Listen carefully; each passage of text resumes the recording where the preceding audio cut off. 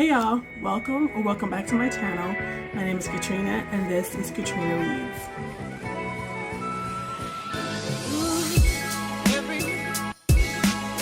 I think I want to start a new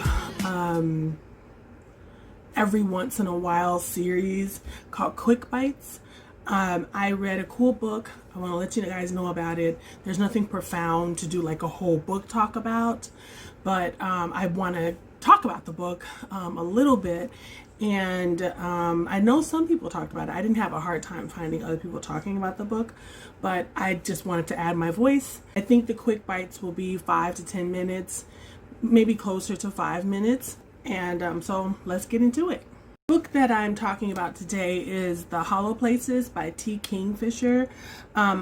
This book was so fun. I blazed through it in one day. It is a portal sci-fi horror, fantasy maybe too, horror fantasy, sci-fi horror fantasy. But what set it aside for me, I don't typically like just horror for horror's sake. I liked Stephen King's books because there was characters and real people going through stuff, but just some, insert person here going through all this gruesome stuff and body horror. I don't like all of that. But if there's a person that has a personality and some thoughts that I can understand and all that stuff, then I'm all for it. So basically, this story is about a young lady who is going through a divorce, and she was the one not making as much money in the relationship. She doesn't want to go live with her overbearing mother, but she has this kooky uncle who has a museum of like oddities. When she gets there, her uncle goes through a knee surgery, so she's by herself taking care of the place. And then there's a hole knocked into another dimension. Her uncle owns the whole building, and the building includes the museum and a coffee shop next door. And that guy, Simon, so it's Kara and Simon, they go through the hole together investigating. No offense, but this is some white people stuff because I'm not investigating a hole through another dimension in the wall. But they did, so this is why we get great stories like this. And it turns out to be kind of a creepy Narnia. It reminded me of the movie Annihilation. Annihilation didn't have form, it didn't have humor, whereas Simon and Hazel has humor. They have they react in ways that make sense. Even once you get to the end and you're really in Hazel's mind. Why am I calling her Hazel? I don't know how long I've been calling her Hazel.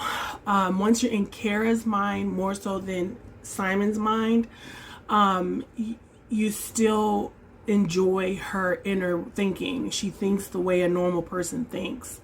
And I really enjoyed it. And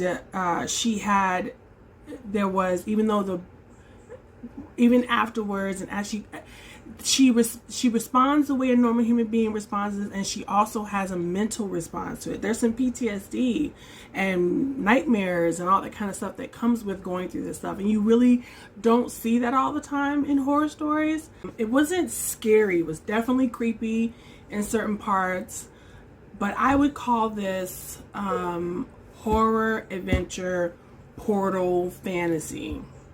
And it was great. I gave it 4 stars. 4 stars just because I'm probably not going to read it again. And again, for me, 5 stars means that I'm going to read it over and over and over again. It was a great book. And I was super interested. And like I said, didn't feel the need to take a break. And blazed right through it in one day. Now I listened to it, and I listened to it on 2 times speed. So if you're a reader, it might take you a little bit longer if you're not a fast reader. But that's the end of this quick bite video.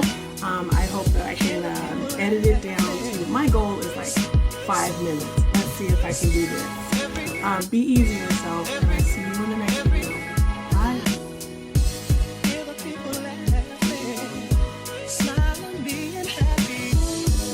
I wish that every day